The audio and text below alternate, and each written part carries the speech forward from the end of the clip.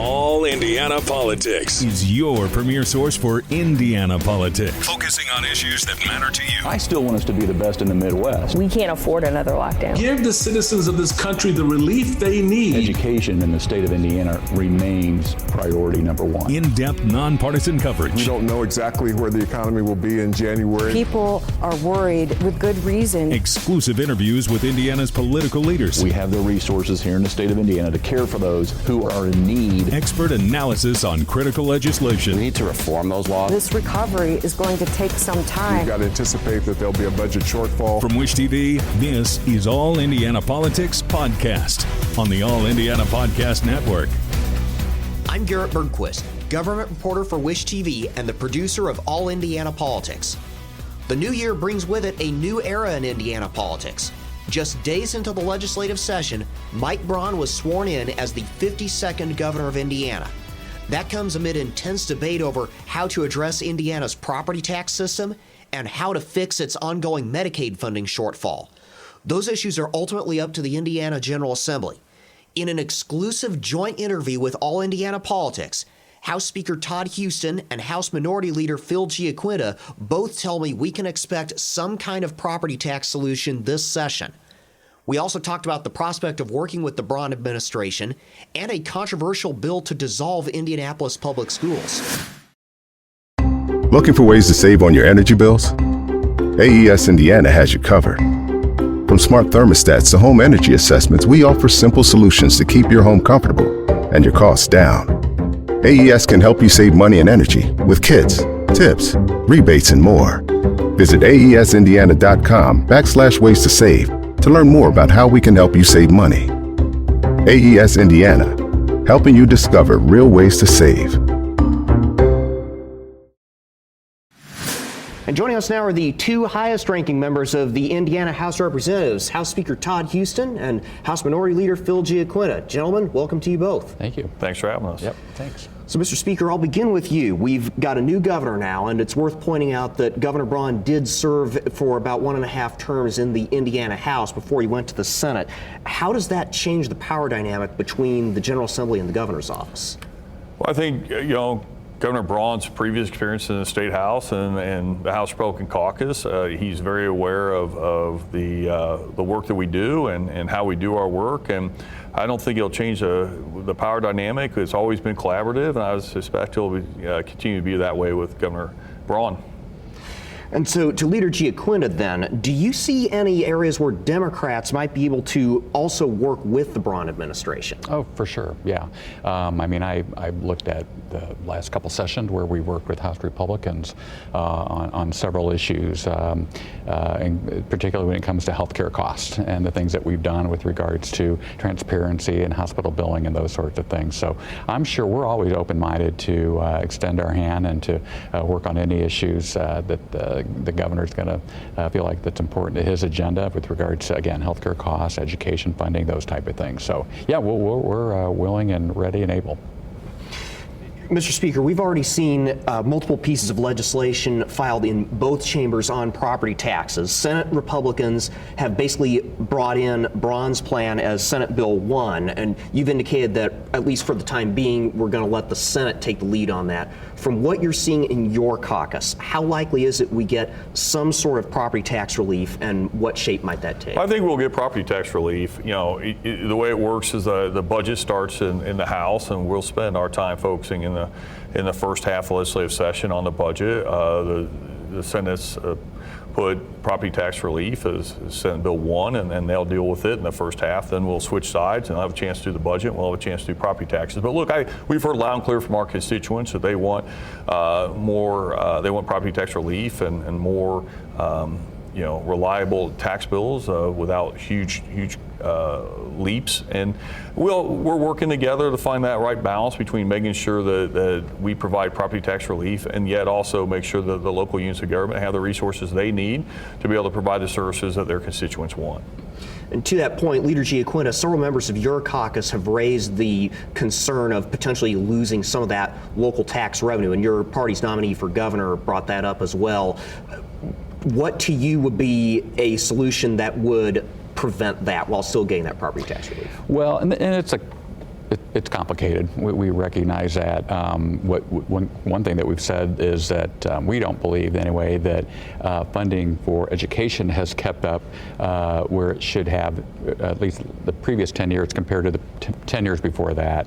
And so that has resulted in school districts having to go pass referendum, which then leads to an increase in property taxes. So, if there's ways that we can make sure that we're fully funding, we believe fully funding education in all forms in the state, that will help with property taxes. And just along that same lines, though, we do think that we need, I've said before, we need more property owners. That includes obviously looking at ways to build on plenty of vacant land and spots around the state that have been old houses that have been torn down. How can we get more inventory into the state? And then what can we do to make ways for folks that can't currently, particularly new homeowners that can't currently buy a house? Is there some assistance that the state can provide? We need more property owners. And I would note, Garrett, that Indiana already is a low property tax state, so the system doesn't need to be completely blown up. It needs to be refined to make sure we don't see such large, increases that property tax payers have seen the last few years. And then, as noted, just finding the right balance between what local units of government need for the needs and the services that they offer, and what is relief we can provide to the actual individual property tax owner. And I'll add too, and maybe I didn't answer it, when it does come to local governments, we want to make sure that they have the necessary funding to do what they have to do, which is provide for police and fire and things like that. So that's just a cautionary measure that we want to make sure that we're not hurting local governments, because they do have a lot of responsibilities to their citizens. Will we see, Mr. Speaker, a long-term fix for the Medicaid waiver wait list?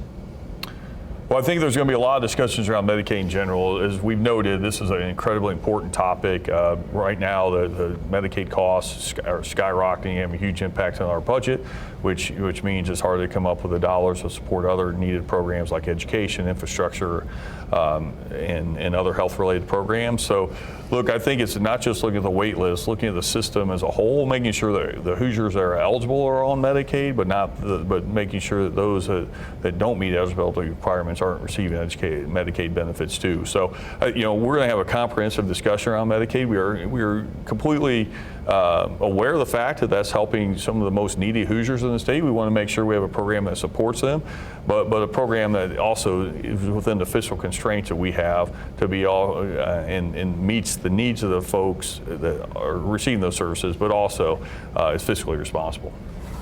And Leader Giaquinta, what can we expect from Democrats on this issue? As I've said before, where there's a will, there's a way. So we'll look for ways to make sure that those are most vulnerable or neediest Hoosiers are taken care of. And you can look at different sort of priorities that have been taken place in the last couple budgets with regards to funding, for example, for IEDC or a further increase in the private school voucher program. I mean, there's some money there that we could use to fill these funding gaps. So, I think it's just a matter of the budget writers getting together, and we'll figure this out to make sure that our neediest Hoosiers are taken care of. In his inaugural address, Governor Braun called for Hoosiers to be risk takers, and this is for both of you. Does this herald a new approach to policymaking, and if so, what sort of risks are your caucuses willing to take in terms of the risks that Governor Braun is calling for? Mr. Speaker, we'll begin with you. I think we've always appreciated Governor Braun's comments. We've led the Midwest in almost every statistic that you could want to look at as far as economic development, population growth, those types of things, and that meant taking risks. That meant believing that if you cut taxes, believing that you created an economic environment that was good for people, that we would attract people and businesses to our state. That's been proven out correctly. We've led on so many issues around education and energy that I think it's just building upon that. As I think Governor Braun would note, we have a really, really, really solid foundation in this state right now, and I think we want to take the appropriate risk. We want to make the right investments to continue the momentum that we have. Yeah, I'm not. Risks are fine and fun, but I'm sort of a prove it to me type person. You know, I want to know what works. Show me the proof that things that we're doing will be beneficial, what actually does work in the long run. There are many studies out there that show that certain things are worth doing and certain things aren't. And I think we should always sort of bring in a lot of experts out there, you know, when it comes to anything with regards to changing the way we do. I mean, that's a broad topic, but anything within education, you know, let's hear from those that are in the trenches, the teachers, the superintendents, those sorts of folks, as to what's working. And you know, I'm always willing to try different things as well, but I do want to make sure that whatever we do propose or do try to do is proven to be beneficial. And Leader Giaquinta, you alluded to education. Now, we've already seen quite a bit of concern over one bill in particular that would dissolve Indianapolis Public Schools and Garrett Community Schools, among others, that have more than half their enrollment switching to charters or private schools, that sort of thing. Mr. Speaker, a lot of the families in these communities still choose traditional public schools. Does this punish them for something they didn't do? No, first of all, you know, the majority don't in this instance. We should note that the majority of the families do not choose the local public school. They choose other public options like public charter schools, but look, we note all the time, you know, don't judge us where we start, judge us, don't judge us in the middle, judge us at the end. This is a opportunity to have a discussion about what should the schools look like. What best fits the needs of the students, and you know, we believe very strongly in school choice, and the fact that parents should make the choice that is the best fit for their student. There'll be a whole lot of bills that deal with these types of issues, and this is just one of them, and we'll work its way through its process to get to the best spot at the end. But we're having lots of good conversations with all the different stakeholders, and we'll continue to have those. Leader Giaquinta, to the Speaker's point, if we're seeing so many families in these particular districts choose an option other than traditional public schools, does that suggest that something needs to change within those school corporations? Well, it could suggest that we should have put more emphasis and funding within those traditional public schools. And also, I have not, as I alluded to earlier about, show me the proof, show me what's happening. And for example, many of these charter schools we've seen are not doing well. When you look at the statistics versus traditional public schools versus charters, public education is clearly outperforming charters. Not in every case, but in most cases. And so I do think that going forward, we need to look at the data, see what it's telling us. And I do find it a little bit ironic that we talk about choice, but here we're going to be eliminating some of the choices of the traditional public schools. So there'll be a lot of conversation. Exactly. If the bill would pass, I would just. I would just push back respectfully on my friend Leader Giaquinta. The fact of the matter is that charters are outperforming in Indianapolis the traditional public schools. There have been multiple studies that have shown that, and frankly, families are voting with their feet, and we just want to make sure that the resources follow the student to where they're being educated. That's at the core of what we want to see, is that the resources follow the student to the school that best fits their needs. And that's what this discussion is about. And we'll continue to have it throughout this session, and we'll see where we land. I want to close with this. Around the State House, we sometimes talk about the Valentine's Day surprise, the issue that crops up during session that we don't expect. And obviously, it's kind of hard to predict what's going to unfold over the next 3.5 months, but at least from where you sit right now, where are you watching for any potential Valentine's Day surprises? Mr. Speaker? I'm not sure I know, because it's a surprise, right? I think there's always, as you get to the back end of the budget, we do a different revenue forecast that absolutely informs the budget, and sometimes those forecasts can see pretty substantial differences. But we've always had, and while we don't always agree on everything, we've always had a very good working relationship with our colleagues across the aisle. I try not to surprise people too much, and so hopefully there won't be any big surprises. But there's always issues that come up and throughout the session where maybe it wasn't an issue on people's radar screen as we began the session, but generate some interest as the session goes on. So certainly there's a possibility something could pop up, but I don't know what that is right now.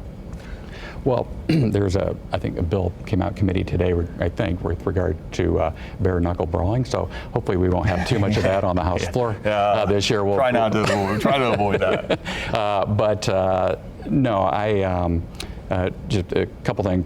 If I can talk about good surprises, I would love to see in our budget that we're fully funding pre-K. That would be a pleasant surprise and a good one. Maybe not a pleasant surprise, because I do think that while we've done this incrementally, we'll see what we can do going forward. So hopefully that will be the surprise that I like to see. House Speaker Todd Huston and House Minority Leader Phil Giaquinta, thank you both for coming in today. Thank you. Thank you. And you've been listening to an exclusive interview with House Speaker Todd Huston and House Minority Leader Phil Giaquinta.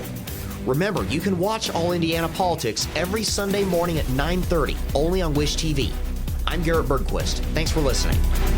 From Wish TV, this is All Indiana Politics Podcast on the All Indiana Podcast Network.